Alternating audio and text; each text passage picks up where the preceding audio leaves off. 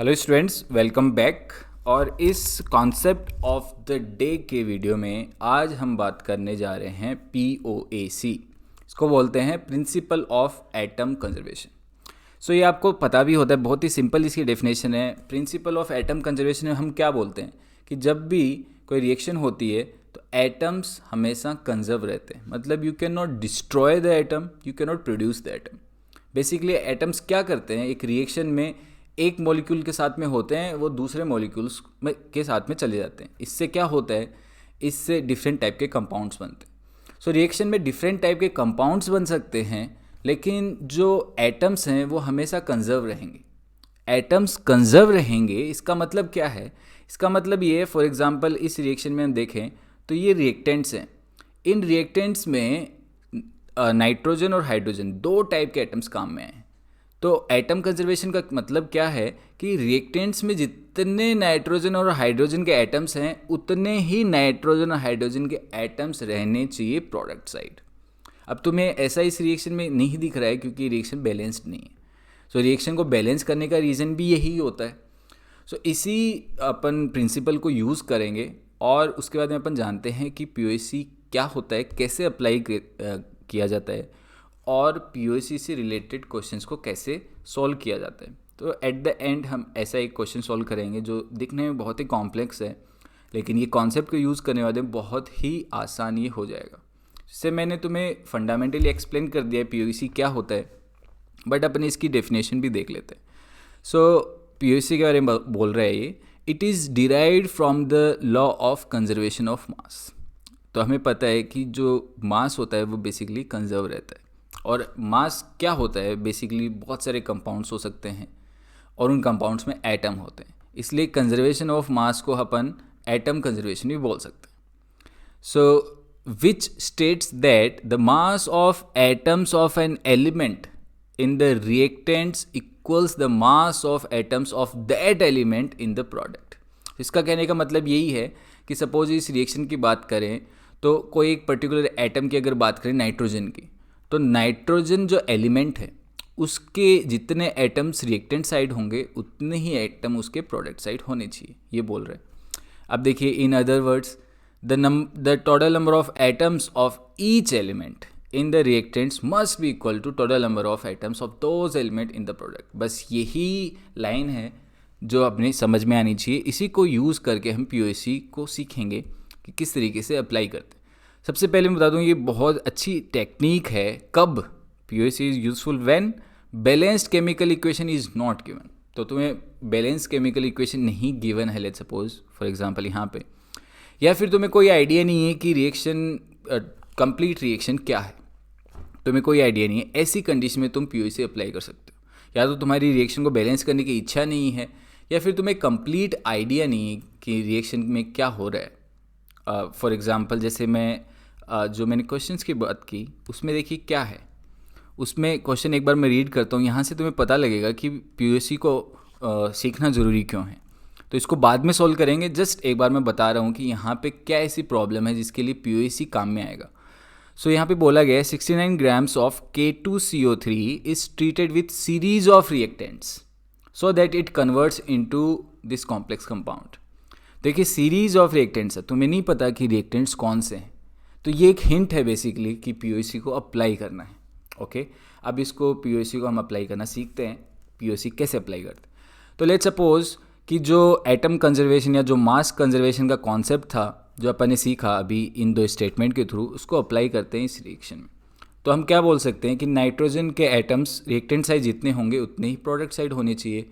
ऐसा ही हम हाइड्रोजन के लिए बोल सकते हैं। तो सबसे पहले POAC अप्लाई करते हैं नाइट्रोजन के लिए।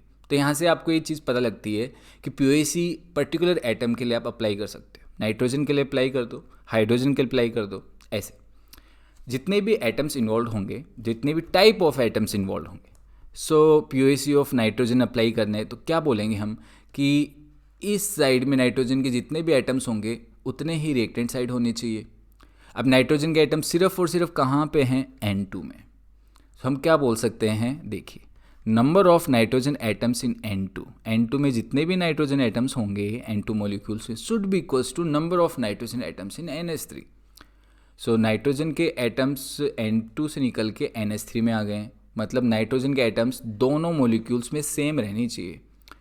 अब आगे हम क्या बोल सकते हैं कि देखिए, अगर अपने पास N2 का एक मॉलिक्यूल है तो नंबर ऑफ नाइट्रोजन एटम्स कितने हो जाएंगे, 2 multiplied by number of N2 molecules. तो हमने क्या लिखा, देखिए number of nitrogen atoms in N2 किसके बराबर होगा, 2 into number of N2 molecules.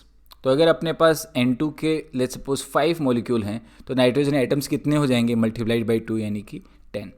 तो हमने क्या लिखा, 2 into number of N2 molecules, ये क्या हो गया, नंबर ऑफ नाइट्रोजन एटम्स हो गया। ठीक है, एक बार इसको भूल जाओ, एक बार ये क्या मैं बताता हूँ अभी।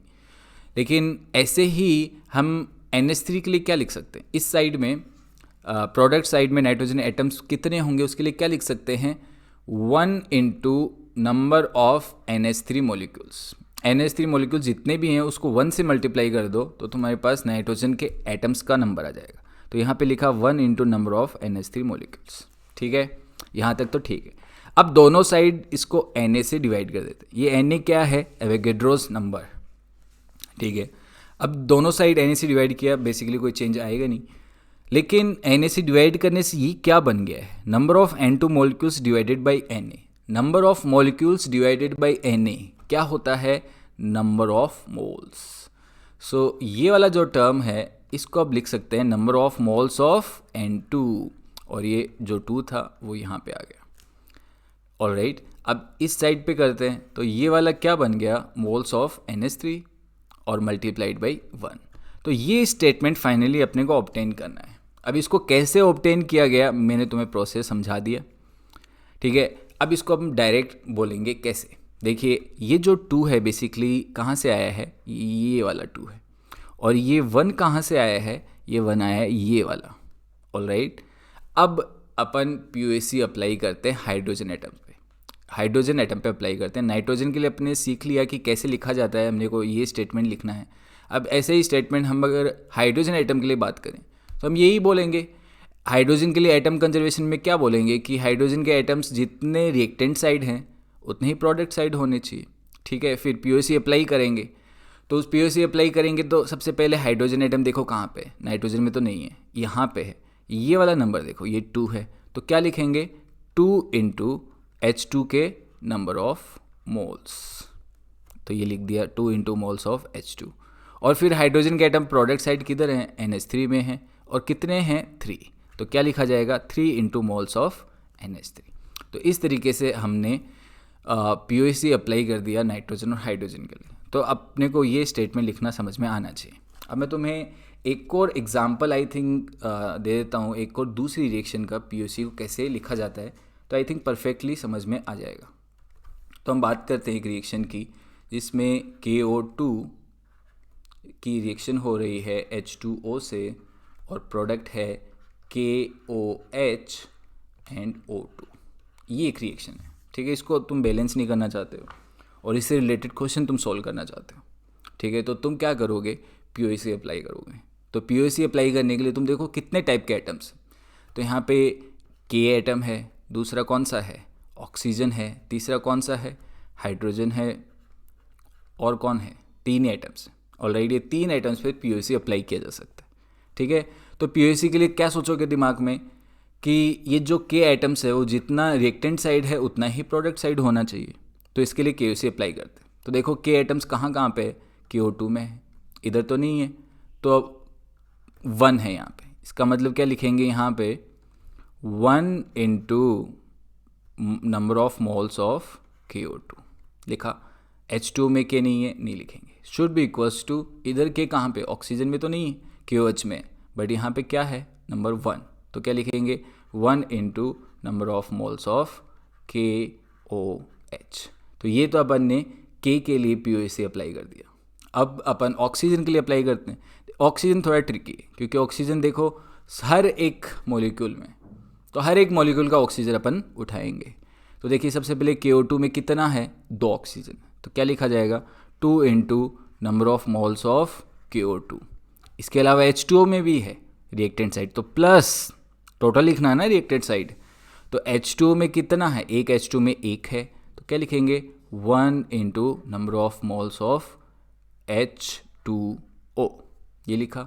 शुड बी इक्वल्स टू, यहाँ पे QH में लिखेंगे, एक QH में ऑक्सीजन कितना है 1, तो क्या लिखा जाएगा 1 into number of moles of QH। इसके अलावा देखो ऑक्सीजन O2 में भी है, एक O2 मॉलिक्यूल में कितनी है 2, तो क्या लिखा जाएगा 2 into number of moles of O2। POC लिखना आ गया। ये लिखने के बाद ये क्वेश्चन बहुत आसान हो जाएगा। ट्रिक यही है कि POC वाली जो ये इक्वेशन है ये कैसे लिखी जाए, कैसे कंजर्वेशन ऑफ मास को यूज़ करके लिखा जाए। ठीक है, अब हाइड्रोजन के लिए जल्दी से लिख देते हैं। देखो हाइड्रोजन कहाँ पे है, CO2 में नहीं है, H2O में है। ठीक है, एक H2O मॉलिक्यूल में कितनी है हाइड्रोजन 2, क्या लिखा जाएगा 2 into number of moles of H2O। अब देखिए KOH में हाइड्रोजन है, बेसिकली है, तो एक मॉलिक्यूल में कितनी है, एक हाइड्रोजन है, तो क्या लिखा जाएगा 1 into number of moles of KOH। Oxygen में नहीं है तो नहीं लिखेंगे। तो ऐसे करके हमने तीनों आइटम्स के लिए POC लिख दिया। अब क्वेश्चन में जो भी तुम्हें गिवन होगा, जो पूछा जाएगा, सारे आंसर किए जा सकते हैं। ठीक है, तो अब अपन जो क्वेश्चन सॉल्व करने वाले थे इसको सॉल्व कर लेते हैं। आई सजेस्ट यू कि एक बार वीडियो को पॉज करके खुद से सॉल्व करें। ठीक है, और आई होप बहुत ही आसानी से सॉल्व हो जाएगा। तो वीडियो पॉज करें और क्वेश्चन को सॉल्व करें। अब मैं इसको सॉल्व कर देता हूँ। अभी आई थिंक आपने ट्राई कर लिया होगा वीडियो पॉज करके। अब इसको मैं सॉल्व करता हूँ। तो सबसे पहले क्वेश्चन को रीड करते हैं। 69 grams of K2CO3 is treated with series of reactants. बहुत सारे रिएक्टेंट्स के साथ में इसको ट्रीट किया गया। ठीक है भाई, लिखते हैं K2CO3 को सीरीज और रिएक्टेंट्स, अपने को पता नहीं है, मान लेते हैं कोई X, Y और Z रिएक्टेंट्स के साथ में उसको मिलाया होगा, रिएक्शन करवाई होगी, ये पता है अपने को। ठीक है, कौन से रिएक्टेंट्स है ये नहीं पता, कोई बात नहीं। So that it converts into K2ZN3 FeCN6 whole twice. ये कॉम्प्लेक्स मॉलिक्यूल है, तो ये जो K2CA3 है इनसे रिएक्ट होने के बाद में कन्वर्ट हो जाता है K2ZN3 FeCN6 होल ट्वाइस, इसमें कन्वर्ट हो जाता है, ये अपने को पता है। फिर बोलता है if all the carbon atoms present in K2CO3 is transferred into K2ZN3 FeCN6 whole twice. बोल रहे हैं कि जितने भी कार्बन एटम्स K2CO3 में जितने भी हैं, सारे के सारे ट्रांसफ़र इसी में हुए हैं। ये अपने को आइडिया, मतलब कार्बन का कंजर्वेशन ऑफ एटम हमें पता है। कार्बन K2CO3 में जितना भी था सारा का सारा चला गया इसमें। मतलब अपन कार्बन के बारे में कह सकते हैं कि अपने को कंप्लीट आइडिया है, बट अपने को रिएक्शन के बारे में कंप्लीट आइडिया नहीं है, कार्बन के बारे में कंप्लीट आइडिया है। यही हिंट है कि तुम्हें POC यहाँ पे अप्लाई करना है। अब क्या पूछा गया है क्वेश्चन में, find the mole and mass of K2 and ZN3 FeCN6 whole twice. इसके मोल और मास बताने हैं। क्या गिवन है, K2CO3 का मोलिकुलर मास, ग्राम मोलिकुलर मास गिवन है, और अपने कॉम्प्लेक्स कंपाउंड का भी ग्राम मोलिकुलर मास गिवन है। ठीक है भाई, POC अप्लाई करें, सब कुछ आसानी से दिख जाएगा कैसे सॉल्व होगा। तो POC किसके लिए अप्लाई किया जाएगा, POC अप्लाई किसके लिए करेंगे, हम कार्बन आइटम के लिए अप्लाई करेंगे, क्योंकि इसके बारे में कंप्लीट इन्फॉर्मेशन है हमें, इसके अलावा हमें कुछ नहीं पता। तो हम कार्बन को देखें, जैसा क्वेश्चन में दिया गया, कार्बन के सारे आइटम K2CO3 के इसमें चले गए हैं, तो अपन K2CO3 में देखें कि कैसे POC अप्लाई करेंगे। K2CO3 की एक मॉलिक्यूल में कार्बन कितना है, एक, इसलिए क्या लिखा जाएगा 1 into number of moles of K2CO3। अब ये सारे कार्बन के आइटम्स किस में आ गए, इसमें। ठीक है, तो इसके लिए POC कैसे लिखोगे, इस मॉलिक्यूल में पता करो भाई कितने कार्बन के आइटम्स हैं। ये तो नहीं है, ये भी नहीं है, इसमें है, तो ये क्या लिखा हुआ है CN6 और फिर होल ट्वाइस लिखा हुआ है। ठीक है, तो क्या तुम बोल सकते हो कि CN में एक कार्बन का आइटम है, मल्टीप्लाइड बाई 6 यानी कि 6 आइटम्स हो गए, and then whole multiplied by 2 यानी कि 12 आइटम्स हो गए। तो इसके एक मॉलिक्यूल में 12 आइटम्स है, that means 12 multiplied by number of moles of K2ZN3 and so on, ये मॉलिक्यूल। ये POC अपन ने लिख दिया, बस इतना ही लिखना था, आगे का आंसर बहुत अच्छे से आ जाएगा।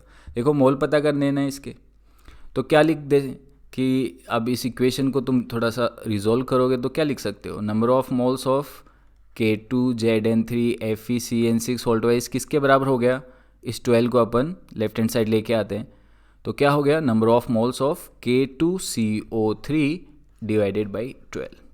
अब तुम K2CO3 के नंबर ऑफ मोल्स पता कर लो, उसको 12 से डिवाइड कर दो, तुम्हारे पास नंबर ऑफ मोल्स आ जाएंगे अपने कॉम्प्लेक्स कंपाउंड के।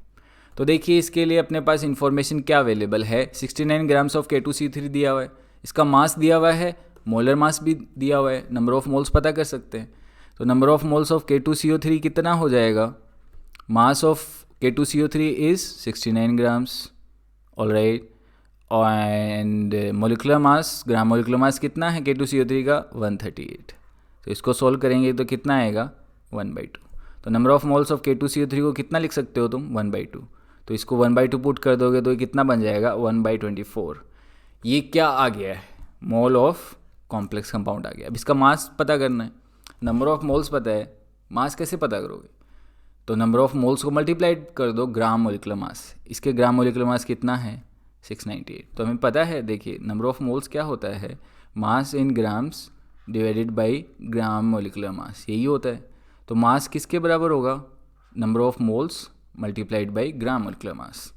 तो इसलिए हम बोल सकते हैं मास ऑफ अपना जो ये कॉम्प्लेक्स कंपाउंड है K2ZN6 ये किसके बराबर हो जाएगा, इसके नंबर ऑफ मोल्स कितने अपन ने कैलकुलेट किए, 124। इसका ग्राम मोलिकुलर मास कितना है, 698। तो 698 से इसको तो मल्टीप्लाई कर दोगे तो तुम्हारे पास आंसर आ जाएगा। तो ये 29 ग्राम्स तुम्हारा आंसर आएगा। तो आई थिंक POACU आपको अच्छे से समझ में आ गया है। इस वीडियो को फिर से देखो, बहुत ही इंपॉर्टेंट टॉपिक है, बहुत ईजी और इंटरेस्टिंग भी है। So this is it in this video. Thank you very much, I see you letter.